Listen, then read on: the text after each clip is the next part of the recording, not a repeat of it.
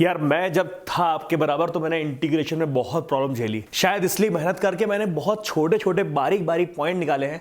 आप प्लीज ध्यान दीजिएगा उस पर, आपके लिए चीजें आसान कर दी है मैंने आगे चैप्टर में। जैसे शुरुआत करते हैं एक अजीब से क्वेश्चन की, जहां पर मैंने इंटीग्रेट किया है x² + 2 को, और इसको मैंने इंटीग्रेट किया है विथ रिस्पेक्ट टू x² + 1।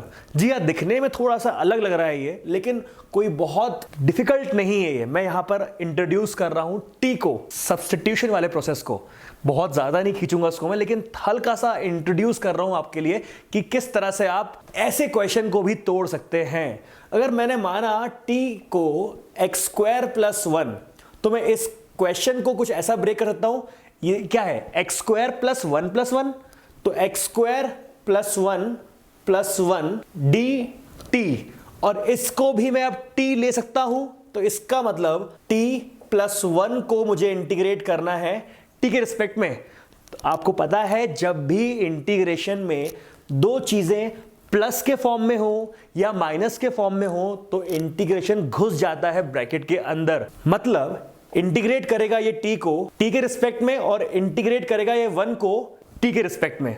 इसका आंसर आपको अच्छी तरह पता है कि integration of this is t² / 2 + c, और इसका भी आंसर आपको पता है अच्छी तरह से कि integration of dt is t। तो मेरा आंसर हो जाएगा t² / 2 + t + c। तो इस तरह से आपको दो बार c यूज नहीं करना है, सिर्फ एक बार आप c ओवरऑल यूज कर लेंगे तो आपका आंसर आ जाएगा उसमें। तो यहां पर ये वाला c मैं हटा सकता हूं। t² / 2 + t + c। t की वैल्यू क्या थी आपके पास, t की वैल्यू थी x² + 1 / 2 + x² + 1 + c। तो this is my answer of this question. तो आपको परेशान होने की जरूरत नहीं है, अपना कॉन्सेप्ट क्लियर रखिए, बेसिक क्लियर रखिए, सारे सवाल बनेंगे। वैसे आपने एक्सपोनेंट के बारे में पूरा पढ़ लिया है डिफरेंशिएशन में, लेकिन एक बार क्वेश्चन देखते हैं कि किस तरह से इंटीग्रेशन में ये एक्सपोनेंट आता है। क्वेश्चन लेते हैं नॉर्मल सा, जिसका नाम है e⁻ log √x। आपको ये इंटीग्रेट करना है x के रिस्पेक्ट में। आपको अच्छी तरह पता है कि अगर यहां पर मैंने कोई बेस नहीं दिया है, इसका मतलब ये बेस, अगर ये बेस e और e अगर सेम हो जाए तो ये पूरा पार्ट गायब हो जाता है, और इसका आंसर आता है √x dx।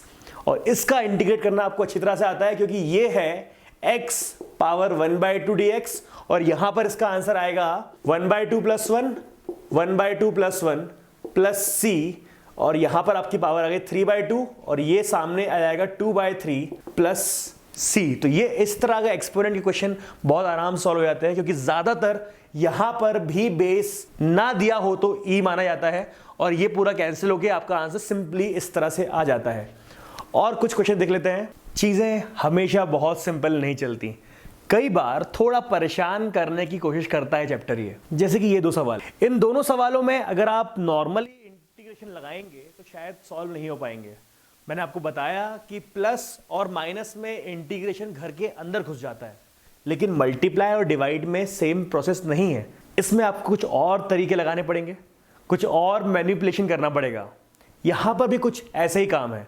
यहां पर आपके पास दो फंक्शन है, एक न्यूमरेटर में, एक डिनोमिनेटर में। तो किस तरह से इसको इंटीग्रेट करेंगे, शायद इसमें आपको कुछ मैनिपुलेशन करना पड़ेगा। याद रखिएगा, मैनिपुलेशन का दरवाजा थोड़ा लेट ही खोलिएगा।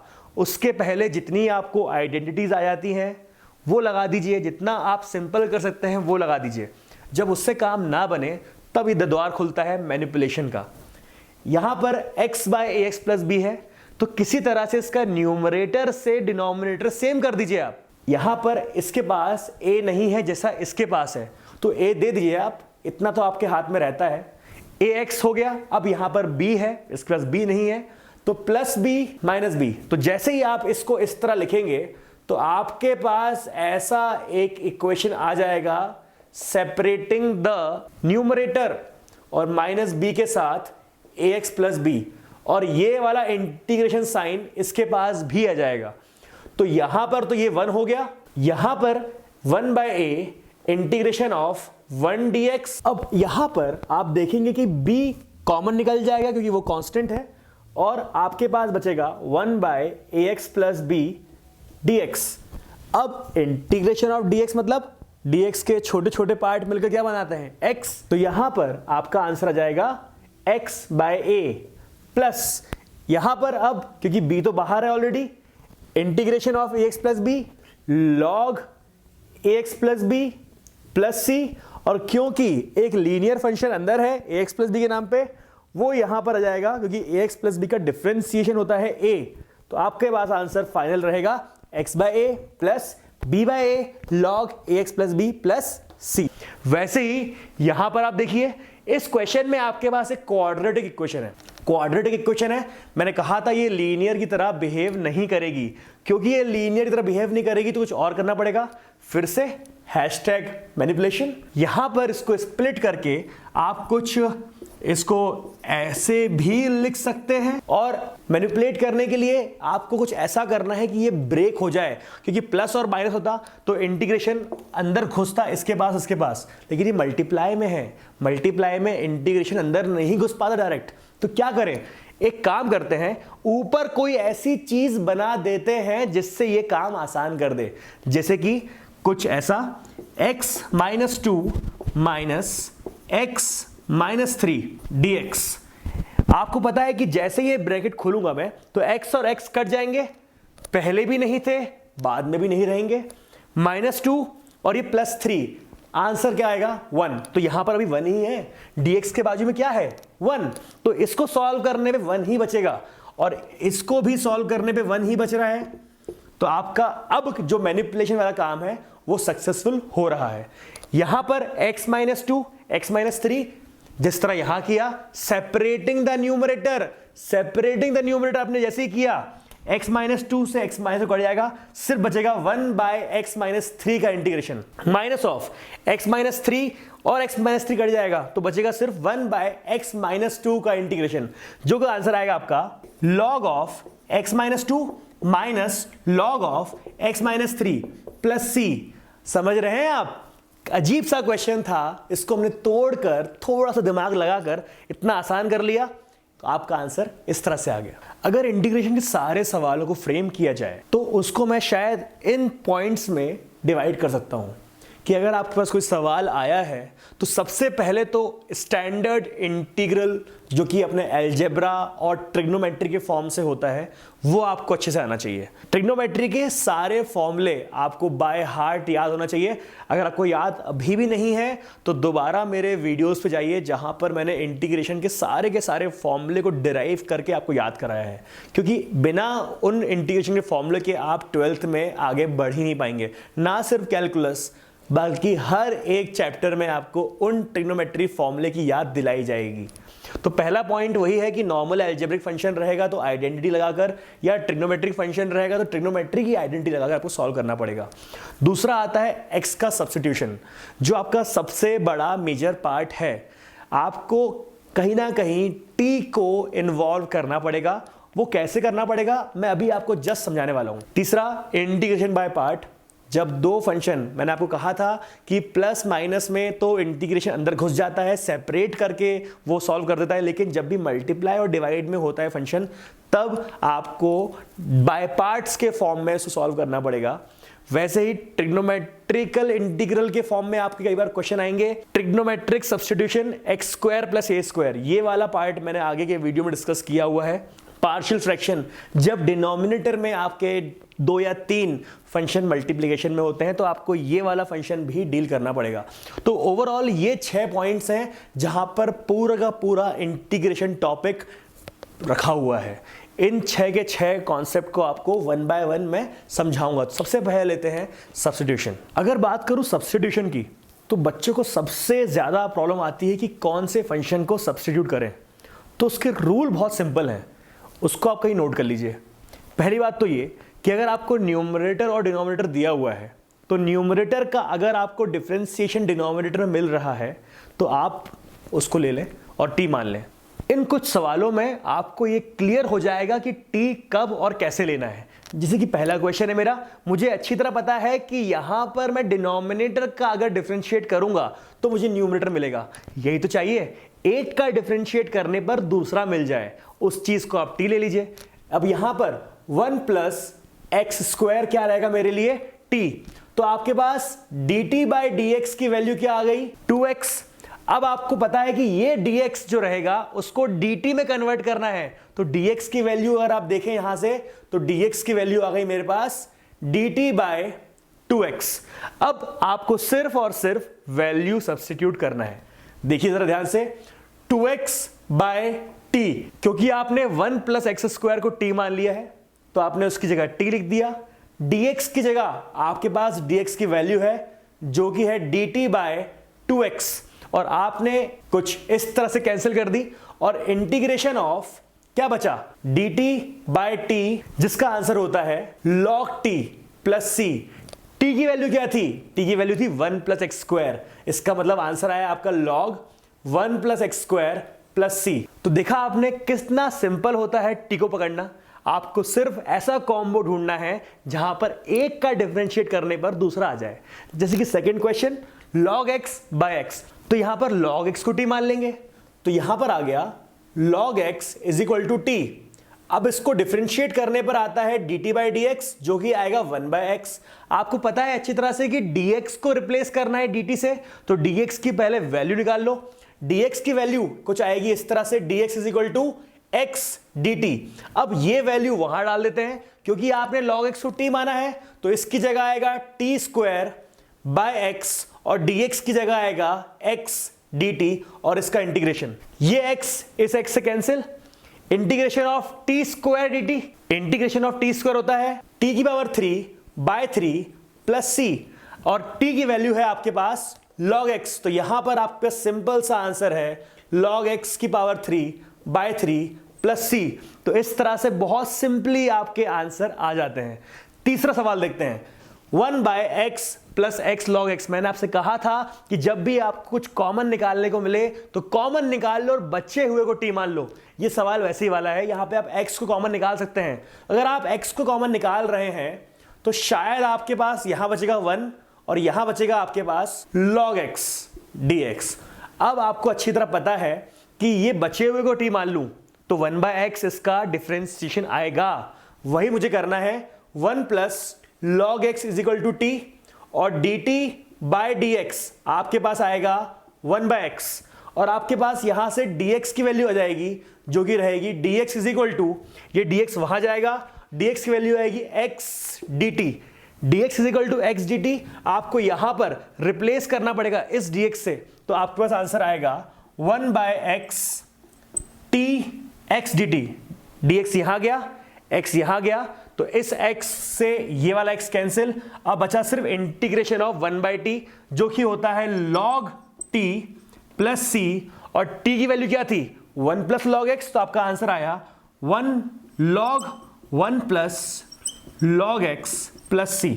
तो इस तरह से बहुत ही सिंपली 3-4 रूल अगर आप ध्यान में रखें तो पूरे के पूरे क्वेश्चन ब्रेक हो जाते हैं। आराम से सब्स्टिट्यूशन निकलता है, आराम से आप टी मानते हैं और आराम से इंटीग्रेशन हो जाता है। एक क्वेश्चन यहां देख लेते हैं। अगर मैं देखूं यहां पर मेरे पास साइन cos x, मतलब इस साइन का एंगल cos x है, इसको मुझे इंटीग्रेट करना है। तो ये मुझे अच्छी तरह पता है कि साइन का भी डिफरेंशिएशन cos, मैं साइन को भी टी मान सकता हूं, cos को भी टी मान सकता हूं, लेकिन साइन को टी मानने में थोड़ा सा लफड़ा है क्योंकि यहां पर आएगा t और यहां पर क्योंकि आप साइन x को t मानेंगे तो यहां पर क्या लिखेंगे, थोड़ा कंफ्यूजन क्रिएट हो रहा है। इससे अच्छा यह है कि अगर मैं cos x को t मान लूं और मेरे पास dt बाई dx का आंसर आ जाए माइनस साइन x, तो अब मुझे यहां पर t रखने में ज्यादा आसानी पड़ेगा। अब मैं देखता हूं यहां पर dx की वैल्यू क्या आ रही है, dx की वैल्यू मेरे पास आ रही है minus of dt by sine x।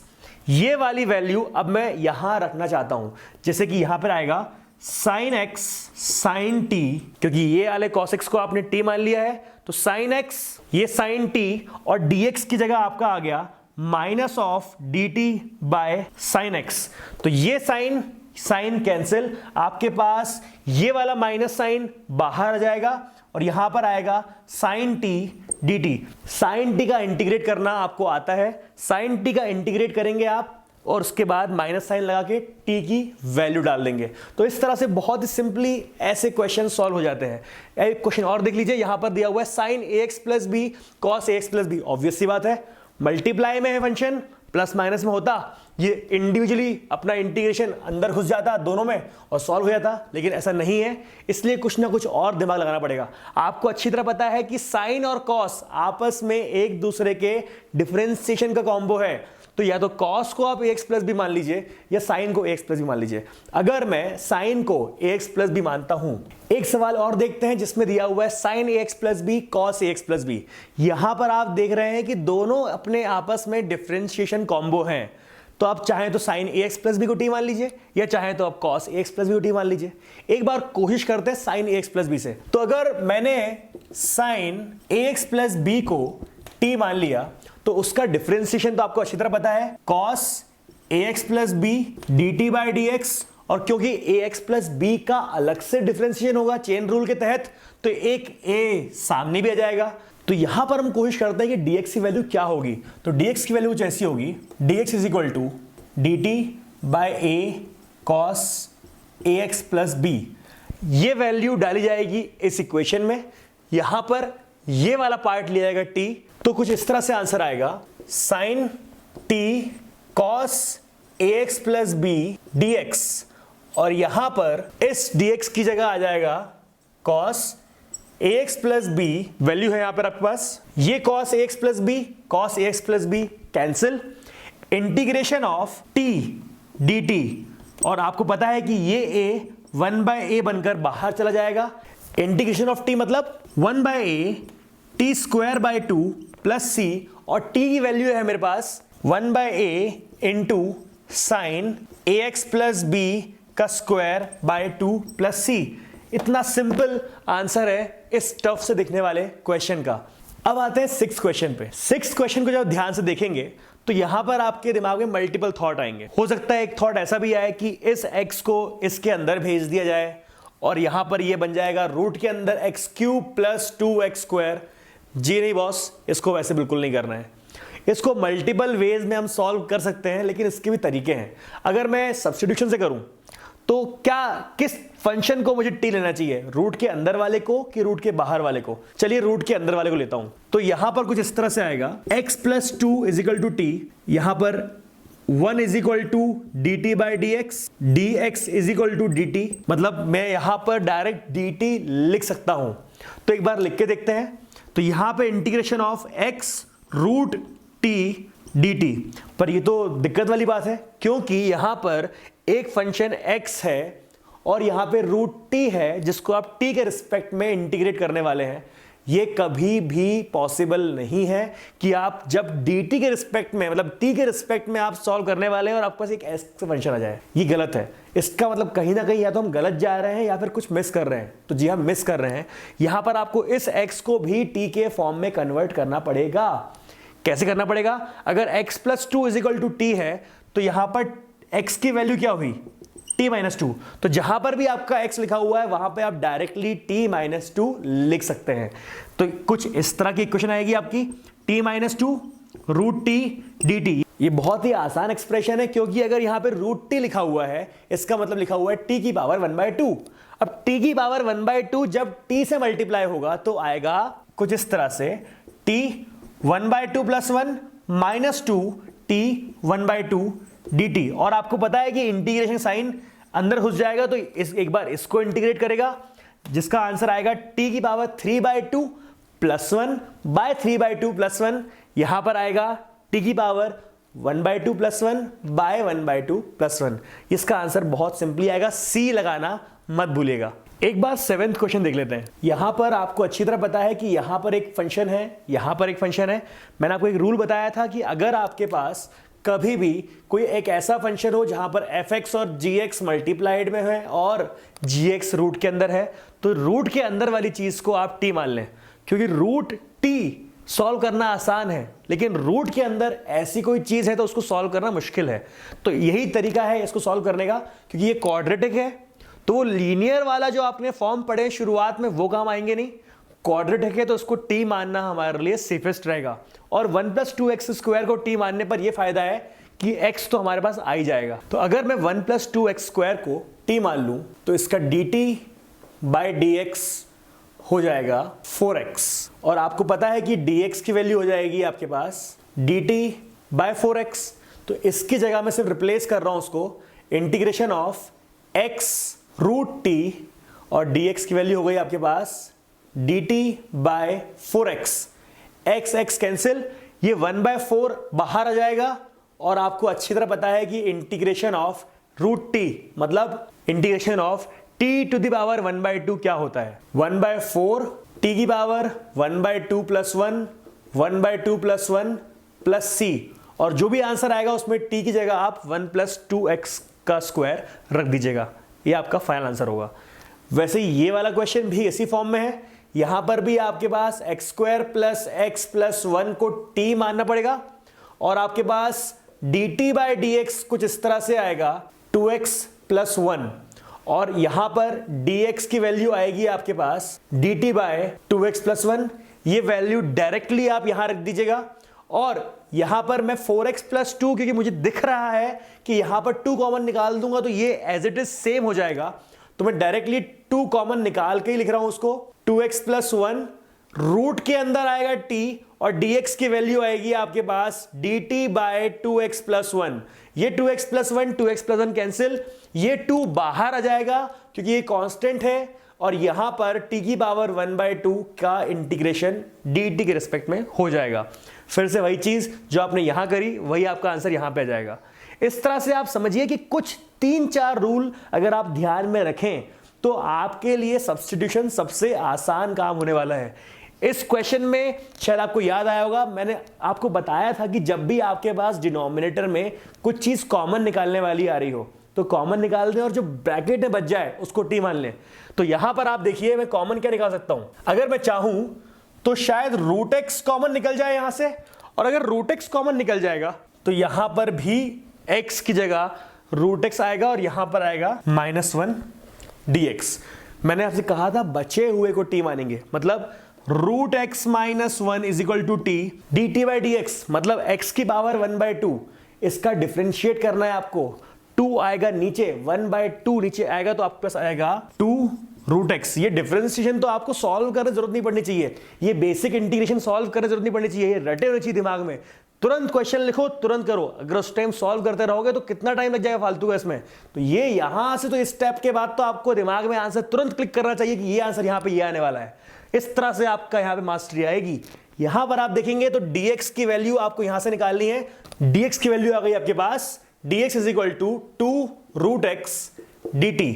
अब ये वैल्यू dx की आप यहां डालेंगे तो आपके पास आंसर बहुत सिंपल बनने वाला है। अब √x आपने एज इट इज लिया था, √x - 1 को आपने t लिया था, इस dx की जगह आपने 2√x dt लिया था। √x कैंसिल और यहां पर आपके पास सिर्फ और सिर्फ बचा 2 जो है बाहर आएगा और ये आएगा 1/t dt। Integration of 1/t क्या होता है, log t। यहां पे आपका आंसर आ गया 2 log t + c और t की वैल्यू आपको डायरेक्टली यहां से उठानी है, आपका आंसर आएगा 2 log √x - 1 + c। तो इस तरह से बहुत सिंपली आप किसी भी इक्वेशन को तोड़ सकते हैं, जैसे कि यहां पर भी दिया हुआ है। यहां पर भी आपके पास 2 ऑप्शन है, या तो आप x + 4 को t मान लें। जैसे ही आप x + 4 को t मानेंगे तो आपको समझ में आएगा कि x पूरी तरह से गायब हो गया।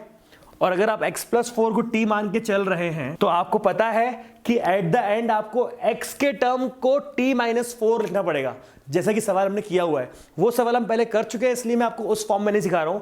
मैं आपको बता रहा हूं एक तरीका जो मैंने आपको थोड़ी देर पहले समझाया था, #मैनिपुलेशन। यहां पर मैनिपुलेशन आप कर सकते हैं क्योंकि यहां पर आपको साफ साफ दिया गया है कि x अकेला है +4 है, तो आप चाहें तो इतना मैनिपुलेशन तो आपको बनता है कि आप x + 4 - 4 कर दे, सेपरेटिंग द न्यूमरेटर कर दे। x + 4 की जगह नीचे आप x + 4 लिख दें और यहां पर भी आप √x + 4 लिख दें। ब्रेक होने के बाद आपको पता है कि अगर रूट लिखा हुआ है इसका मतलब पावर है 1/2, यहां दिया है 1, ऊपर जाके क्या होगा 1 - 1/2।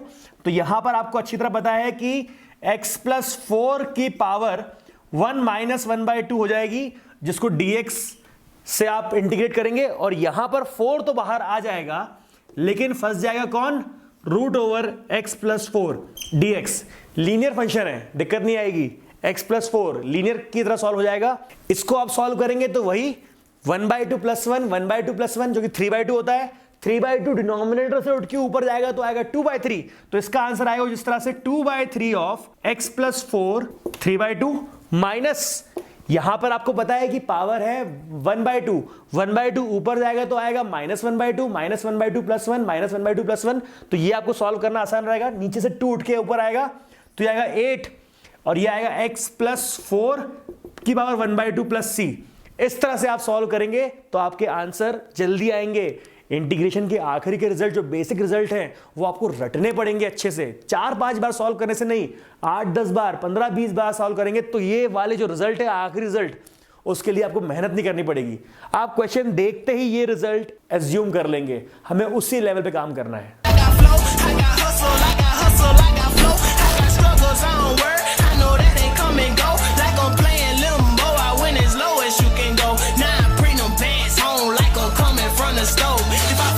Then I fall for it. Devil tip me, I'll fall for it. On real focus, making real moves with some real people. Thank God for them. That's real talk.